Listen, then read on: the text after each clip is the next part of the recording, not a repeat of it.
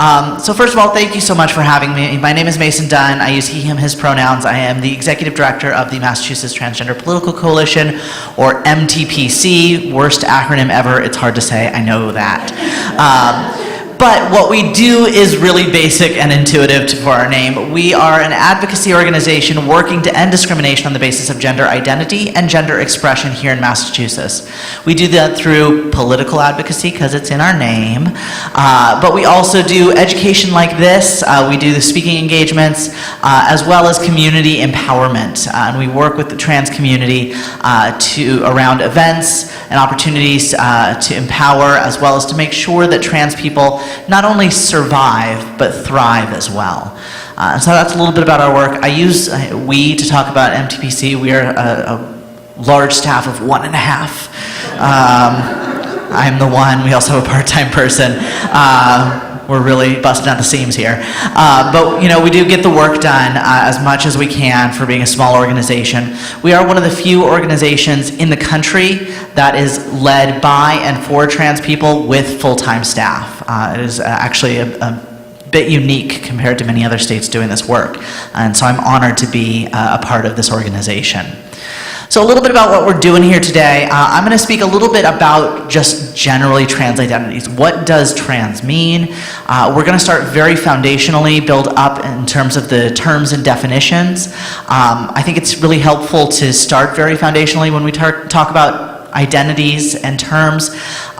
If you took any gender studies classes at some point in your life, this is going to feel very beginner, but that's okay. I want to make sure we all have shared language and shared understanding for the terms and definitions that I'm going to use here. So I'm going to get into understanding identities. After that, I'm going to talk a little bit about one of my favorite topics in the world, which is talking about gender and Judaism. I am Jewish myself. I've done a lot of study into Torah and Talmud around gender, and it's something I just really get excited to talk about, and don't often get to talk about, to be honest. And then after I talk about that, I'm going to talk a little bit about the political landscape, what's happening with trans rights locally and nationally, and ways for you to get involved if that's of interest to you. We all in the right place? Sound good? Great. All right, let's get into understanding identities. I'm going to do some really basic terms and definitions here, starting with the word sex. Now, when I talk about sex, what I'm talking about are the biological elements associated with being male, female, or otherwise. I'm talking about hormones, chromosomes, secondary sex characteristics, reproductive anatomy, all of those biological elements associated with being male, female, or otherwise. Now, it's really important at this moment that we begin to start thinking outside of binaries. Binaries, when we talk about sex, is the assumption that somebody's either male or female, female or male. And that actually is biologically and fundamentally incorrect. That binary does not exist. Because there are so many people who are born outside the binary of being male or female. The term we use for that is called intersex, which is a general term used to describe a variety of factors in which a person is born with a reproductive or sexual anatomy that doesn't fit within the binary or medical textbooks of what it means to be strictly male or female. Now, many people say, well, that's just such a small proportion of the world that are born intersex, and it's actually not. Some studies put intersex identities at 1 in every 150 to 1 in every 200 births. That's hundreds and thousands of people. And there's actually many ways in which a person can be intersex. It is not always, one of the terms that people oftentimes use is hermaphrodite. We don't use that term anymore. It is not medically or socially accurate. We use the term intersex. And there are so many ways to be intersex. It can be chromosomal differences, hormonal differences, where somebody's body naturally produces hormones at rates that don't fit what people say are supposed to be male or female rates. A good friend of mine was born intersex, but it wasn't discovered until she turned 18, and she had never had a menstrual period. And upon examination, they realized she had no internal reproductive anatomy associated with being female. So she was intersex. So this is a huge term. I am not intersex myself, so what I want to say, if you want to learn more about the intersex community, I highly recommend looking at the organization called Interact. They are an intersex advocacy and community organization working nationally on intersex rights, as well as for some terms and definitions and general resources, you can also look at the Intersex Society of North America. So that's sex, biological elements associated with being male, female, or otherwise. Now, gender is very different than sex. And oftentimes we use these things synonymously, that sex is gender and gender is sex. And actually they are fundamentally different. Gender is about the sociological as well as psychological elements associated with being a man, woman, or otherwise. So sex we have as biology, gender we have as sociological and psychological. And it actually helps to break down gender into those two components of psychological and sociological. We're going to start with gender identity. That is that internal sense of knowing who you are relative to being a man, woman, or otherwise. I use this image because it is a very introspective element. When you close your eyes and think and build a picture of yourself in your mind's eye, who are you? And what is your gender identity in that space? That is gender identity, who you know yourself to be. Now, gender expression is how we communicate our gender identity to the world around us. And I say it's sociological because it's about clothing and hairstyles. It's about names and pronouns. All of these ways in which society applies masculinity, femininity, androgyny, or beyond. And so, for many people, our gender identity and our gender expression line up. My gender identity is as a man, and my gender expression is masculine. Those things line up. But for many people, those two factors may not line up. For some people, their gender identity may be in one space, but it's not safe for them to express their gender identity through their gender expression. Maybe they know they'd get kicked out of their home for aligning their gender identity and gender expression, lose a job, lose their family. So what's important to understand is that gender identity and gender expression are distinct, but you cannot assume somebody's gender identity through their gender expression, because you never know how that person may identify themselves when they close their eyes and think about who they are. We hope that those things line up, but that's not always the case. Now, I will say a lot of times when I do these workshops and I say, yeah, we're going to talk about trans identities, people say, oh, so you're talking about like gay and lesbian stuff, right? And it's like, yes, but no. What's important to understand is sexual orientation is very different and distinct from gender identity. Now, sexual orientation is about your relationships or your attraction, the people you want to be in relationship or don't want to be in relationship with. That is about your sexual orientation.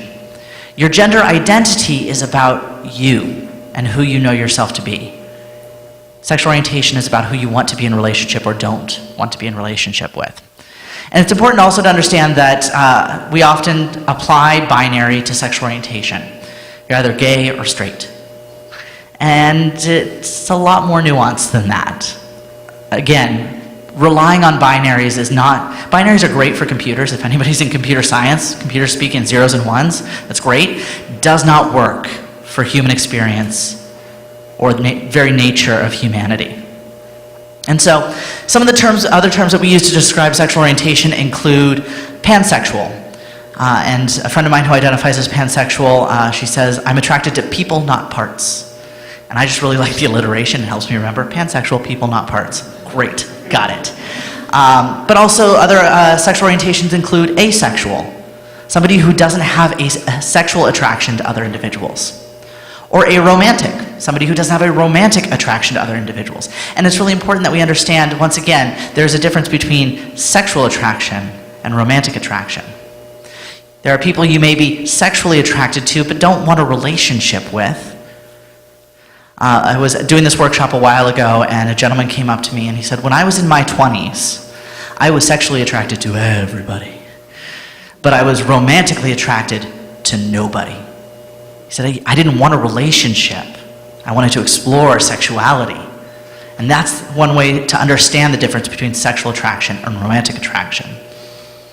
And again, sexual orientation, different than gender identity. I want to just briefly mention the word queer. Somebody's a Steven Universe fan. So the word queer. Now for many of us, historically, personally, or socially, we see the word queer and we hear trauma. We hear weaponization. We hear pain in this word. And that's true. The word queer has a really troubling and hurtful history. But there are many in the community who are working to empower it, to say, you can't hurt me with this word anymore because I use it to define myself. Now, for me, the word queer still does have some of that weaponization and trauma. I remember being physically assaulted while also being verbally assaulted with the word queer. And about 10 years ago, I was struggling with this. I wanted to empower the word, but it still hurt. So I did what every good geek does when we struggle with things. I went to the library. It's my safe place. And I pulled out the big Oxford English Dictionary, the big, huge tome of English language. And I looked up the word queer. And the first synonym that came out for the word queer, I'll never forget. The first synonym that appeared to me was unique. To be queer is to be unique. And there's something really beautiful about that. My gender identity or my sexual orientation is unique to me. And that's queer.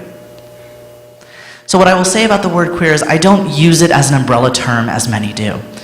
Mainly because I never want to exclude somebody because of their trauma associated with the word. But there are many, including myself now, who utilize this word to describe our identities, and that's okay. It's okay to use the word queer to describe your own identity, or to describe somebody for whom they use the word queer to describe their identity. That's okay. But personally, I don't use it as an umbrella term simply because of the trauma still associated with it. All right, I've been talking for like 10 minutes and I haven't defined the word transgender. We're there now, it's okay. It takes me a little while to build up to it. What does transgender mean, and why is the transgender, but we also hear the word trans? Are they different? Are they separate? Why? What do they mean? We're there now, it's okay. So first, I'm actually going to talk about the definition of the umbrella term. And we use transgender and trans both as umbrella terms to describe a very large and diverse community. So the definition we use is somebody who's transgender or trans is somebody whose gender identity is different than what society expects based on the sex we are assigned at birth. Somebody whose gender identity differs from what society expects based on the sex we are assigned at birth. It's a very broad definition, and that's purposeful. We want to make sure that anybody who identifies with the term transgender or trans can see themselves in that definition. One of the misconceptions about the word transgender or trans is that trans equals surgery or medical transition, and that's not true. It just means that somebody whose gender identity is different from what society expects it should be, or they think it should be. Now, many of us are moving away from the term transgender as the umbrella term and into the word trans as the umbrella term. So you'll hear both, but I really enjoy the word trans as the umbrella term to describe this very large and diverse community. Now, as I keep saying, these are umbrella terms. They cover a lot of identities. We're going to get under that umbrella and talk about some of the identities under the trans umbrella. But what's helpful first is to start with what's not under the umbrella. The term we use for not under the trans umbrella is cisgender or cis. So cisgender describes somebody whose gender identity is consistent with society's expectations based on the sex they were assigned at birth. And I'm a visual learner, so I use lots of pictures. If anybody wants to get into a gendered analysis of Harry Potter, particularly with Hermione Granger or Neville Longbottom, talk to me later. We could talk ad nauseum, and we could also talk about gender in the Marvel Universe. I would love to talk about that, but no spoilers on Infinity War, please. So cisgender describes somebody whose gender identity is aligned with what society expects based on the sex they were assigned at birth. So the ways that we will use this, I'm gonna use my spouse as an example. Sorry, honey, she's usually not in the room when I talk about this. So my wife is a cisgender woman. She was assigned female at birth. She lives and identifies as a woman. She expresses herself femininely. She is a cisgender woman. Now, conversely, I identify as a transmasculine person, which means I was assigned female at birth, but identify and express myself in a masculine way. We're going to talk about that in a moment. But, cisgender. Let's get under the trans umbrella now. Now that we know what's not under the trans umbrella, we're going to start with trans women, or trans feminine, transgender women, or MTF, which stands for male to female. These, I say, are kind of a family of terms. And I say they're kind of in the order that you hear them in. I hear MTF used less and less frequently, which is great. I don't love the term. But this describes women who were assigned male at birth but identify themselves as women and or express themselves in feminine ways. And visual representations. Any Laverne Cox fans? Love her. Laverne Cox, for those who don't know, is an actress who plays a trans woman on the show Orange is the New Black, and is also herself identifies as a trans woman. So these are, like I said, a family of terms under the trans umbrella. On the flip side of that binary coin, before we go into more non-binary identities, we have trans men or transgender men, transmasculine, or FTM, which stands for female to male. These describe men who were assigned female at birth but identify, know themselves to be, and live as men. A quick note just on grammar here. I'm going to put on my grammar hat for a moment. The words trans man or trans woman should always be separate. They are not trans woman smushed together. They are trans and woman or trans and man. They are separate words. There are also a lot fewer transmasculine individuals in popular culture. A lot of trans women, a lot of folks know of various trans women in the media, fewer transmasculine folks or trans men. And most of the trans men that are popularly known are in sports. So on the far left, is a gentleman named Skylar. He is one of the first trans men to swim on an NCAA swim team. He swims for Harvard on the men's team, which is really exciting. So when I first started doing this work, and I should say I've been doing this work for about over 10 years now, and when I first started doing this work, a lot of the conversation ended here. You had trans men, trans women, all done, yay. Not true, actually. And you do a huge disservice to the community if you say that all trans people are either trans men or trans women, because that's not true, and it's not historically true. What I talk about now is a sub-umbrella of the trans community that we utilize the term non-binary identities. Non-binary identities in the trans community means somebody who doesn't identify as a man or a woman, or maybe both man and woman, maybe fluid between those genders, maybe outside those genders. And this slide, the middle cartoon gets to it a lot faster than I can. Are you a boy or girl? No. I would like to take what's behind door number 3. So non-binary identities are an amazing, beautiful, and wonderful part of this community that oftentimes gets left out of the conversation. Before I do that, so some of the terms that you'll hear in the non-binary community include, let's say, gender queer. And there's that word again, queer. When we apply it to gender, it means somebody whose gender identity is unique to them, outside of a binary. We also have gender fluid, somebody whose gender identity is fluid and changes and shifts and adapts from day to day or week to week or month to month. I love the term gender fluid because I think all of life is kind of fluid, regardless of gender. And so gender fluidity just captures that in a term and in an identity. There's gender nonconforming, somebody whose gender expression doesn't conform to binary systems of masculine or feminine. And there are so many other terms in the non-binary community. I can guarantee you, since I started talking all of half an hour ago, there are 5 new terms for non-binary identities coming out on Tumblr alone, not to mention Twitter.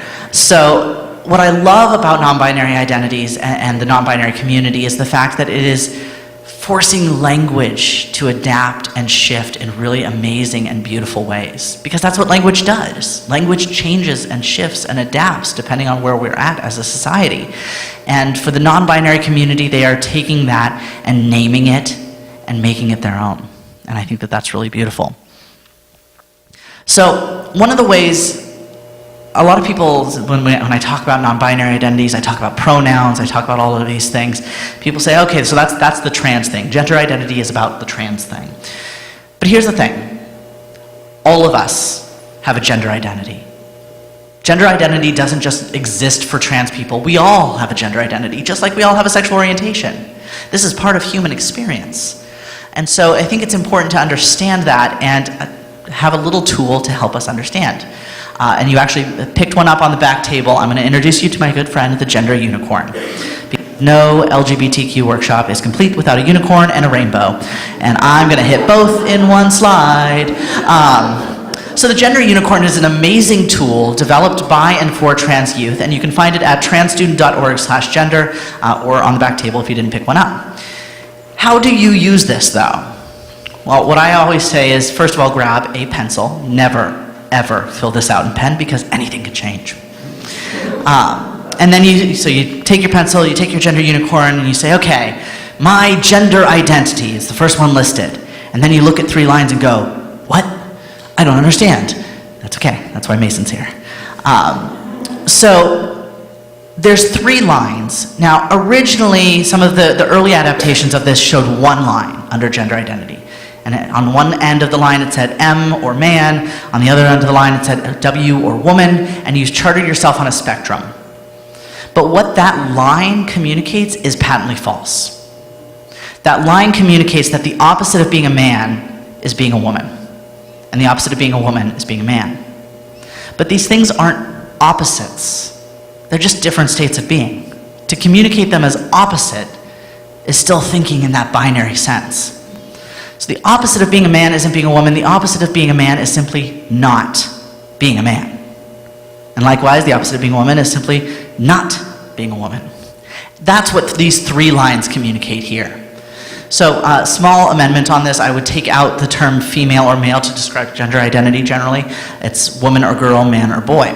So, you take your pencil and you say, do I identify as a woman? I'm going to chart myself out here. I say, no, I do not identify as a woman. That doesn't automatically make me a man. It just means I'm not a woman. That's okay. Then I go down to the next line and I say, okay, do I identify as a man? And I'd say, yeah, I'm somewhere in that spectrum of man. I haven't hit like a Tim Allen phase of masculinity yet. I'm not there. That's okay. I don't think I'll ever get there, and that's beautiful.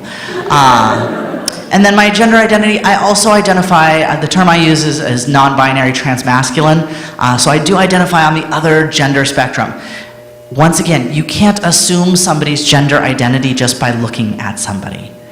Many people assume that I am a trans man and I don't identify as non-binary, but I actually do, and that is a part of my identity. And then we go down to gender expression. We say, okay, what is my gender expression? And then you look down, okay, my gender expression, probably less feminine today, more on the masculine spectrum, less so on the other or non-binary spectrum, although a little while ago I did a pink glitter beard. It was beautiful and wonderful and messy.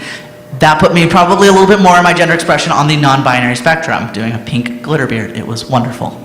And that is my gender expression. My sex assigned at birth, I was assigned female at birth. Now here we get into the difference between sexual and romantic attraction. For many people, you may line up and say that I am sexually attracted to the same people that I am romantically attracted to, but it's important to know that's not true for all people. And that's really, really important. So that's how you use the Gender Unicorn, and they're just adorable as well.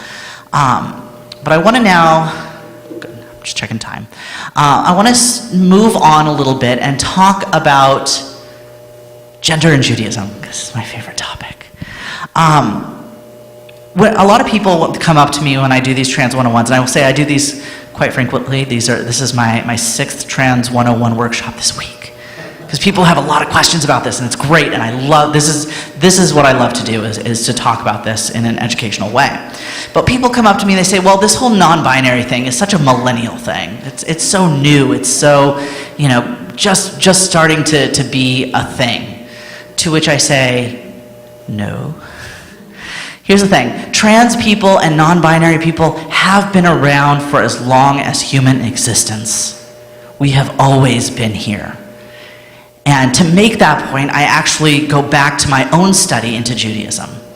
And I say, look at the Talmud. This is an ancient Jewish document going back centuries. And there are actually 6 genders articulated in the Talmud. Not 2 genders, 6. It's amazing.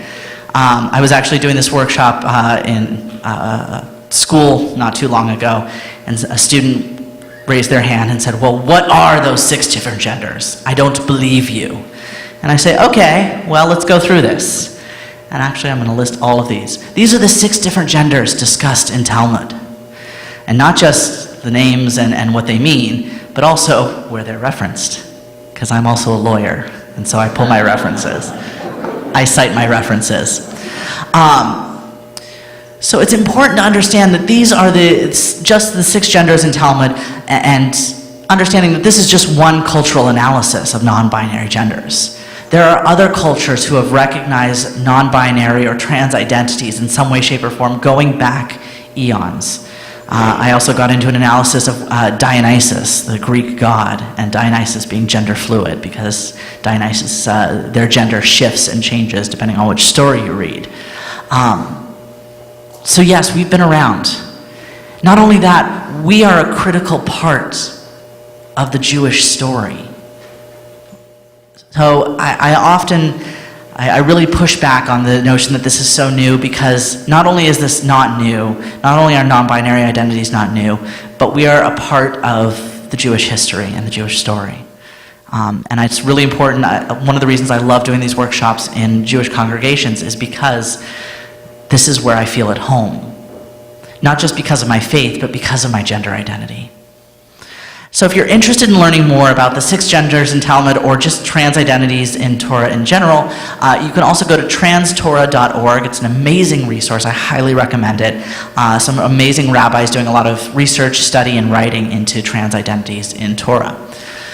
The other place, actually, I wanted to shift from Talmud to Torah and talk a little bit about gender in Torah. And people say, okay, well, you have it in the Talmud, but are there trans identities in the Torah?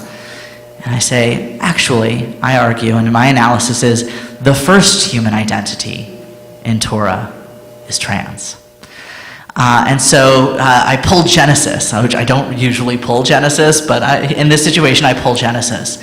And here's just a translation of the creation of Ha-Adam, and how what's really interesting in this translation and in the original Hebrew is the ways in which pronouns and gender are utilized to describe Ha-Adam. And so God created in the image of God. God created them, male and female. Them as a gender-neutral pronoun to describe an individual who identifies and is both male and female, whether that person is trans or intersex or maybe some combination thereof. The original creation, by my reading, of humanity is outside a binary. This is why I feel at home when I am in my Jewish community, because this didn't come to me. I will say I actually converted to Judaism because it was the first place I felt welcome in a faith. And because one of the first rabbis I talked to about this, actually, the first rabbi I had a conversation with about this was an Orthodox rabbi named Steve Goldberg, who wrote an amazing book called Wrestling with God and Men. And we ended up in a good, long conversation about the ways in which gender shows up in Torah and Talmud. Not only is that the reason why I converted to Judaism, but in my experience with the Jewish faith, social justice, equality for all humans, for all experiences, for all living beings, is a core component of this faith. And so I want to just now, I have a few minutes left here, I want to talk briefly about law and policy. I'm going to take off my Jewish hat, my kippah, and put on my lawyer hat for a moment. You'll have to excuse me. Right now, here in Massachusetts, there's a lot of work being done to address legal inequalities for trans people. Some of the areas that I want to talk about first are identity documents. When you pull out your wallet or your passport, having your identity reflected on that legal documentation through your name and a gender marker is a privilege. And for many trans people, we don't have that privilege. Aligning your name and gender marker with your identity in the state of Massachusetts and nationally not only is time intensive, it requires you to navigate bureaucracies that were not made for trans people to navigate, and it is cost prohibitive in ways I cannot begin to tell you. We actually at MTPC have started up a scholarship fund to allow people to update their name and gender markers for those who don't have the ability to do so.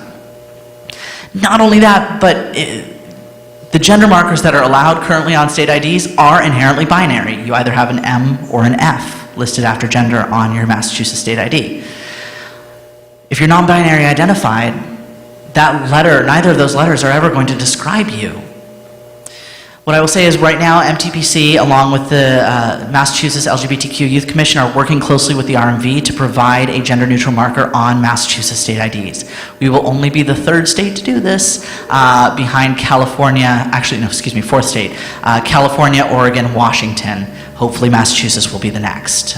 We'll get some representation here on the East Coast and catch up. We're hoping to win that by the end of the year. It's taken about 4 years of work, but I'm really excited about that. All right, healthcare access. I'm going to just briefly say that finding insurance that covers transition-related healthcare can be a major hurdle for trans people across the country. Here in Massachusetts in 2014, we won through the Division of Insurance and Mass Health the requirement that any insurance provider has to cover transition-related healthcare unless they're self-funded. So if you want more information, if you're thinking about health insurance and navigating transition-related healthcare through insurance processes, please see me. I'm happy to provide some insight and advocacy if needed. Just because we won the legal right doesn't mean that insurance companies have caught up with us. We're doing that work now to get insurance companies caught up in the fact that they have to cover this. We are working to ban conversion therapy in the state of Massachusetts. Yes, it does happen. And it often targets trans people, converting particularly trans youth to make them not think they are trans when they are. As well as we're ensuring cultural competency educational requirements for elder care facilities so that elders who are in the LGBTQ community are not forced back into the closet when they go into elder care facilities, which is also a thing that surprisingly happens here in Massachusetts. Now, last but certainly not least, non-discrimination laws. Here in 2016, here in Massachusetts, we passed amazing legislation for non-discrimination. It was the Public Accommodations Non-Discrimination Law for Trans Identities, which ensured that trans people can have access to public spaces like parks, libraries, hospitals, any place open to the public. Before 2016, it was legal to kick a trans person out of any public space based solely on our gender identity. We have now ensured legal prohibitions against that, but unfortunately those are already under attack. The opponents to transgender rights and equality were successful in collecting enough signatures to now put that law on the ballot this November. That means that my right as a trans person to walk into a library and check out a book is on the ballot and could be rolled back. It's critical that we do the work to make sure that everybody knows this is on the ballot. And if you're interested in learning more or getting involved, you can host phone banks, you can canvass. We're literally knocking door to door to talk about this issue in communities all over Massachusetts. The organization working on that, on the ballot committee, is called Freedom Massachusetts or Freedom for All Massachusetts. And you can go to freedommassachusetts.org to learn a little bit more. So with that, I think I'm good on time here. I have more time. Awesome. And what we're going to do, we're going to talk a little bit about pronouns. And I heard it mentioned earlier, which is really exciting. There are many in the trans community who use non-binary pronouns. And the binary pronouns that we usually think of are he, him, and his, and she, her, and hers, right? Many trans people use, for instance, they, them, theirs pronouns, which is a non-binary gender-neutral pronoun, which is super exciting. But usually there's one person in every group of 100 or so who says, well, that's not grammatically accurate, right? Grammar, they, them, theirs is a third-person plural pronoun, can't be used as a singular. To which I say, thank you for saying that. Because I have a 4-part dissertation about why they, them, theirs pronouns is a grammatically accurate pronoun as a singular. What I will say briefly on that 4-part dissertation, I'll just mention it briefly. The first is that the Oxford English Dictionary recognizes they, them, theirs as a singular pronoun. As well as many other journalism and writing and legal writing guides recognize they, them, theirs as a singular pronoun as well as a plural third-person pronoun. That's part number 1. Part number 2, usually somebody says, well, okay, that's the writing guides, but it doesn't sound good, right? They, them, theirs as a singular pronoun just doesn't sound right. And I say, well, I started off my undergrad as an early British literature major, and I studied all of Shakespeare's plays. And in almost every single one of Shakespeare's plays, he utilizes they, them, theirs as a singular pronoun. And we can get into whether or not Shakespeare actually wrote his plays, separate conversation. And if you don't like Shakespeare, that's fine, not everybody does, I'm a fan. James Joyce also used they, them, theirs as a singular pronoun. Emily Dickinson also used they, them, theirs as a singular pronoun. Almost every major author that we study in the English language has used they, them, theirs as a singular pronoun in their poetry or prose. So, Oxford English Dictionary, Shakespeare did it. Usually that same person says, okay, it's in literature, it's in the Oxford English Dictionary, but it's really awkward. I can't use they, them, theirs as a singular pronoun. Here's a hint. You actually probably already have done it sometime today. I don't know, somebody left their sweater over on the main table. If you know somebody who left their sweater on the table, let them know that I'll bring it up here and I will hold their sweater until afterwards. Nobody actually left their sweater. But I'm using the owner of that sweater, a singular person. Usually sweaters are owned by an individual, not a group of people. Unless you're in my family, in case it's everybody's sweater. But the owner of that sweater is a singular person, and I'm using they, them, theirs to describe the owner of said sweater. We use they, them, theirs as a singular pronoun very often when we don't know what pronoun to use. All right, so I think I've hit all major points of it. It's not grammatically accurate. Yes, it is. It doesn't sound good. Yes, it does. It's awkward. You already do it. The fourth part of this is the most critical part. When somebody says, these are my pronouns, please use them and respect them, we should. This is a part of somebody's identity. This isn't a choice. This isn't doing something to trip you up or make life hard on you as an individual. It is about a reflection of our gender identity. It's about aligning our gender expression with our gender identity through the use of language. And we respect that. Just like somebody says, I often use the Jewish example if I say, I need a day off from work because it's a major Jewish holiday. And people say, okay, because that's a part of who you are. That's your faith. That's your identity. We don't say, well, are you really Jewish? Is it really a Jewish holiday? Let me pull up my calendar and Google this. So when somebody says, this is who I am, please respect that. We do, and we should. But why, how many folks have been in a situation where they were asked to introduce their pronouns? Anybody? A few folks, great. So I encourage everybody to introduce their pronouns because we all have pronouns. This isn't just true for trans people. And when we make assumptions about pronouns, we are excluding non-binary people because we don't often assume they, them, theirs, or many of the other gender-neutral pronouns, including ze, here, and heres, or using somebody's name. We don't make that assumption, and so when we assume for all people, we exclude trans and non-binary people. So what I would like to do is I would like to take like 2 minutes, and if you can turn to somebody next to you and introduce yourself with your pronouns. And I'll use myself as an example. My name is Mason Dunn. I use he, him, his pronouns. I'm Executive Director of the Mass Trans Political Coalition. Very happy to be here today. So you just wrap it into whatever general introduction you use, and we all have them. So I'd like you to turn to somebody, introduce your name, pronouns, and one thing you wanted to learn here today. Ready? Go.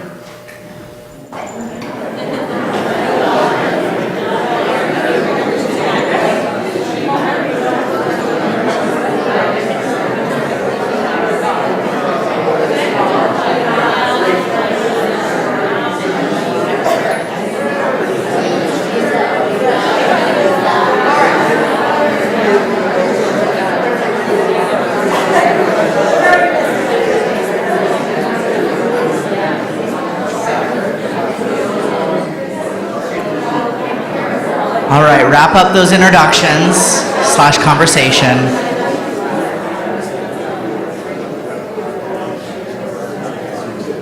So, I'd like to bring it back together. I know that was really quick, 2 minutes, which it wasn't quite 2 minutes, but that's okay. All right. How did that feel? Awkward. Thank you for saying that. It does feel awkward. Thank you for being vulnerable and admitting that. It does feel awkward introducing pronouns. I was doing this workshop a while ago and somebody says, my pronouns are I, me, and mine. Which, like, yeah, actually they are, because we don't usually think about ourselves in the third person, right? And that's okay. What I'd like you to do is realize that anytime you're learning something new, remember the first time you learned to drive, and maybe you first learned to drive in a stick shift, and that felt really awkward, trying to figure out how your foot and your hand line up to shift gears. It's really awkward at first. But after years of doing it, it becomes natural. All change requires vulnerability and awkwardness. That's just an essential part of growing. And so what I say is lean into that awkwardness, lean into that growth to the point where it will become second nature. I will also say that a lot of youth in schools today, from kindergarten all the way up through post-grad work, are learning to do this. I do this workshop a lot at colleges and universities where students say, oh yeah, we've been doing that for years, not a big deal. And so this is part of catching up with the times because those youth are coming to your congregation, they're used to doing this. And when you introduce your pronouns to somebody new, if that person is trans or even questioning their identity or a member of the LGBTQ community, they're gonna know, oh hey, this person knows something. This person cares. This person has taken the time to invest in education about trans identities, and that's really important. I encourage you to introduce your pronouns not just in this space or in spaces that are LGBT inclusive, but in all spaces. Because when you introduce pronouns, you're taking the burden away from trans people to have to be the first person to do this. And that's a core component of allyship.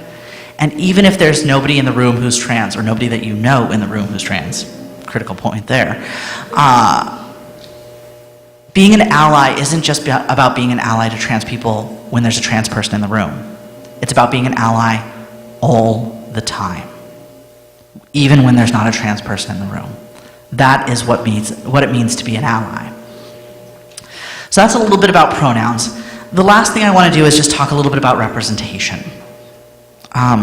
Representation of trans identities is pretty limited in today's media world, and just LGBTQ identities in general. So one more group activity here. I'd like you to close your eyes. And I'd like you to turn on the TV in your mind's eye and picture somebody in television or movies or music media who is a member of the LGBTQ plus community. Somebody who's gay or lesbian, one person only.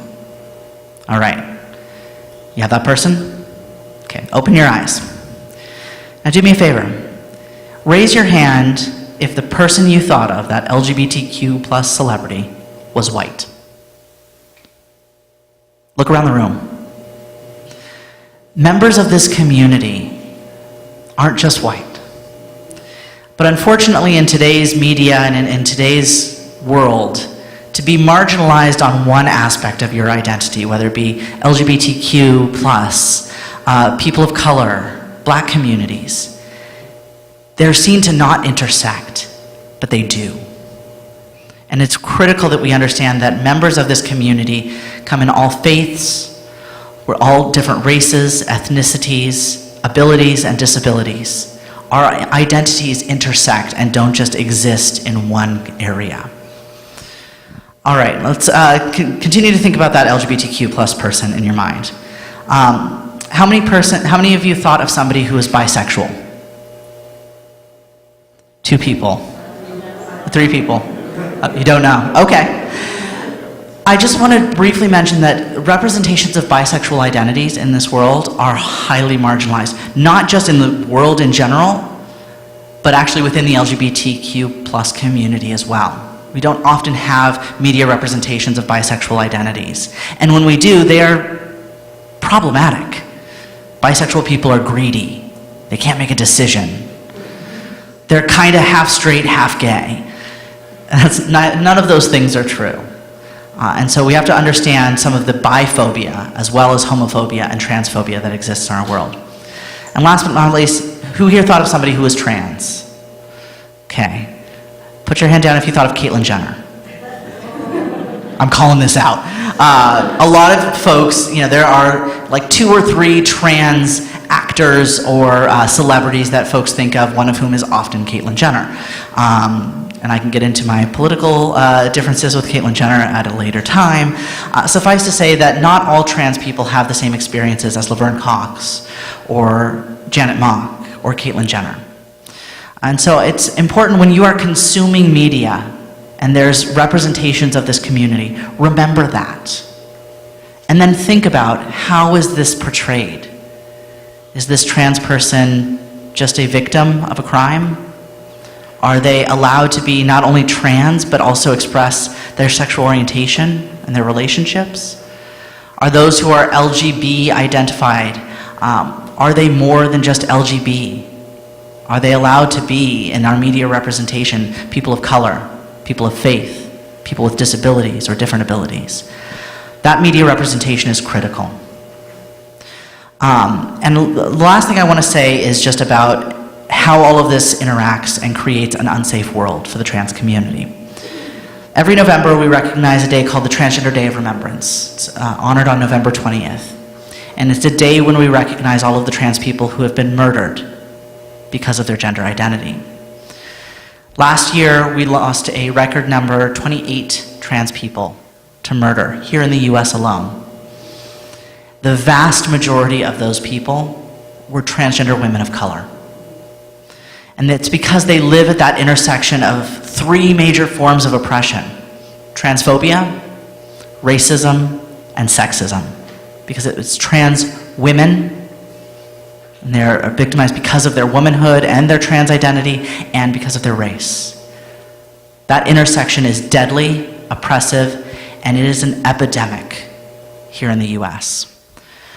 When you are working on being an ally to trans communities, you can't just let your allyship end at trans. You have to be an ally to people of color. And if you're not actively working on anti-racism techniques and beliefs and forms of doing this work, then you're not helping the trans community. Because the vast majority of people facing discrimination and violence are trans people of color. But you can't let your activism and awareness end on racism and transphobia. You have to address ableism. You have to address Islamophobia. You have to address ageism and sexism and all of the other forms of oppression, because trans people live at all of those intersections. And that's critical. So my hope is that today you will take some time not only to think about ways to be an ally to trans people, but to all of the communities experiencing oppression in our world today, because that's what it means to be an ally. Second. Okay, so hi, I'm R. I use they, them pronouns. If even after that amazing 4-part reason why they, them pronouns are acceptable, you still don't like them, you're welcome to learn one of several sets of neopronouns, which I'm happy to talk to you about after. No one has ever taken me up on that. I'm just saying it's more work. Neopronouns, sorry, are, yes. Neopronouns are pronouns sets that are new, hence neo. I like a, am, er, or ni, nim, niz. Z here is another set. There's a lot of set of new pronouns that, it's learning a new part of grammar. It's not a new part of grammar, a new entry in a part of grammar. There's a lot of websites for practice. Hit me up. So I'm non-binary. This means the woman hat doesn't fit, the man hat doesn't fit, the in-between hat doesn't fit. On the red to blue, purple, whatever, I'm yellow. However, that helps you to, conceptualize it.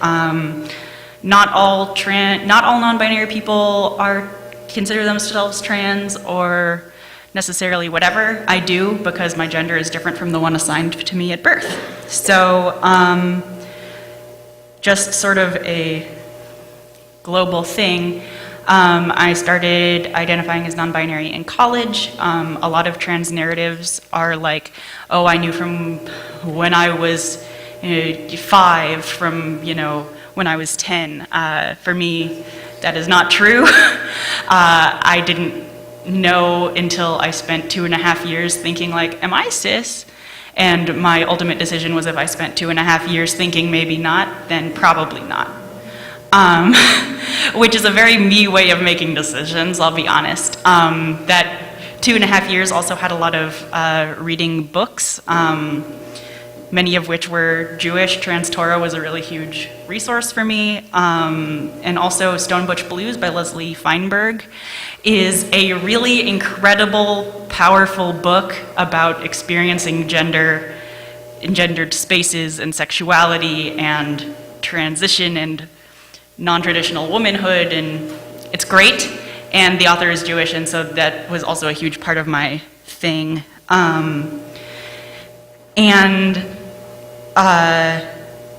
thing is also that growing up here in particular, in specific, in a place that works really hard on using gender-neutral language for God, was a really huge part of using gender-neutral language for myself, because I already know it. It doesn't have to be king, it can be sovereign.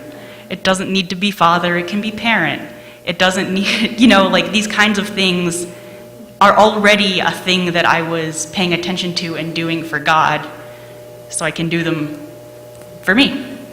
And that's actually it's brought me closer to religion and God and stuff, for lack of a better term, because it is a commonality.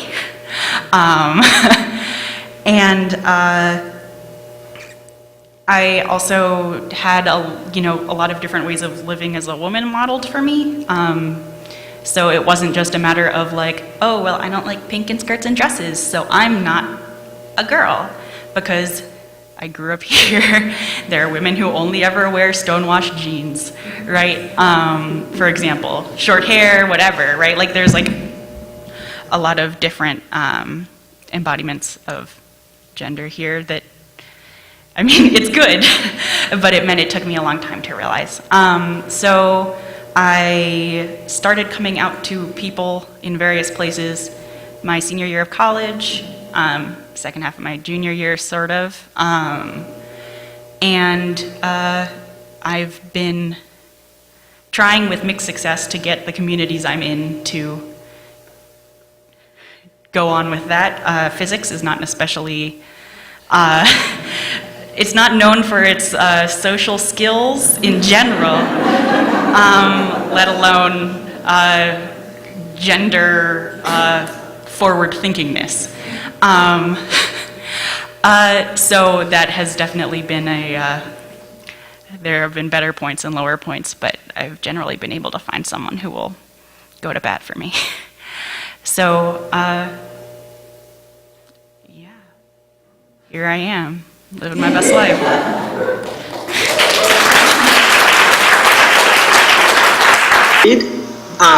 But I'm Danny. I'm a trans woman and use she/her pronouns. And to me that means that even though I've spent most of my life pretending to be a man, I now know I'm a woman.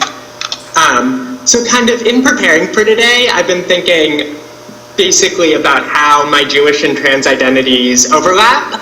And for me, the most important connection has been how Judaism prepared me for active involvement in the trans community. So I want to kind of talk a little bit about that and the role it played in my coming out. So growing up with first Bethel and then later NIFTY, followed by Hillel in college, I was surrounded by the Jewish community from a young age. I learned early on that being part of a community is not a spectator sport, that it requires active participation. As I grew and took on leadership roles at WASTY, NIFTY, and eventually Hillel, I learned how to be involved in a community. And I learned the benefits of doing so, first through the friends I made, then through the support that helped me cope with my mom's death. When I began to discover my gender identity, this support proved essential. The first person I came out to was a friend from Hillel. At the time, I was extremely confused about my gender identity. I didn't know anyone trans I could talk to. There was no widespread discussion about being transgender, no Orange is the New Black or Caitlyn Jenner to raise awareness. Everything I knew about being trans came from South Park, Silence of the Lambs, and a mix of legitimate, harmfully outdated, and straight-up transphobic information found online.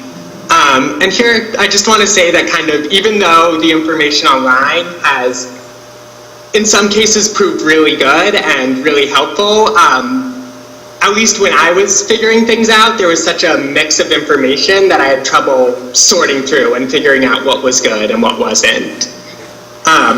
So through all this confusion, I struggled to understand how to work out my own identity.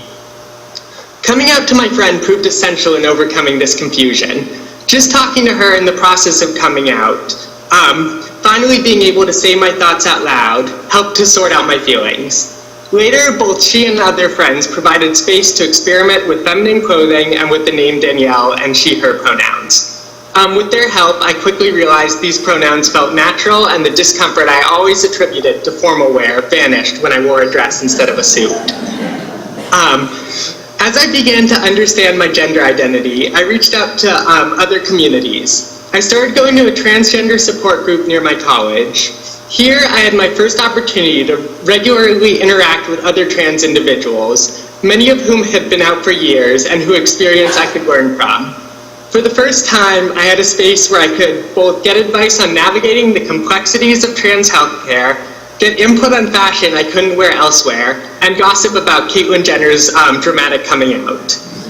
More recently, I've taken an active role in Chicago's LGBTQ plus community, both by volunteering at an LGBTQ plus community center and attending different events. I'm very lucky to have had the support I did. I've noticed that many of my LGBTQ plus friends do not share the same value for family and their childhood communities as I do. Unfortunately, many of them have not been fully accepted. Talks about trips homes are more dread than excitement and entail wrong pronouns, dead names, and general treatment as the wrong gender. Even though I don't share this experience, I understand the sentiment. It can be uncomfortable to reach out to someone I haven't seen since I've come out without knowing how they'll react or if they'll use the correct names and pronouns. It can feel much easier to limit communication to people I've met more recently, who can't use the wrong names since they don't know it. At the same time, I find it nerve-wracking to deal with new groups of people, especially in women-specific environments. While I've fortunately not faced rejection due to my gender identity, the threat is always on my mind when I enter a new space. In my experience, being trans can sometimes feel isolating. However, these feelings have only emphasized to me the importance of having an accepting community. When I first came out, I was so nervous I avoided social media the following day for fear of negative reactions. But when I did finally check my messages, I found overwhelming love and support, a lot of it from members of Bethel and friends from NIFTY and Eisner. This support was pivotal in helping me feel confident and comfortable with my new openness and gender presentation. Furthermore, even though the people are different, I see a direct connection between my involvement in the Jewish community and the LGBTQ plus communities. In addition to providing direct support through my transition, Judaism has taught me how to be an active member of a community and the value of doing so. So, thank you, and I'll take any questions.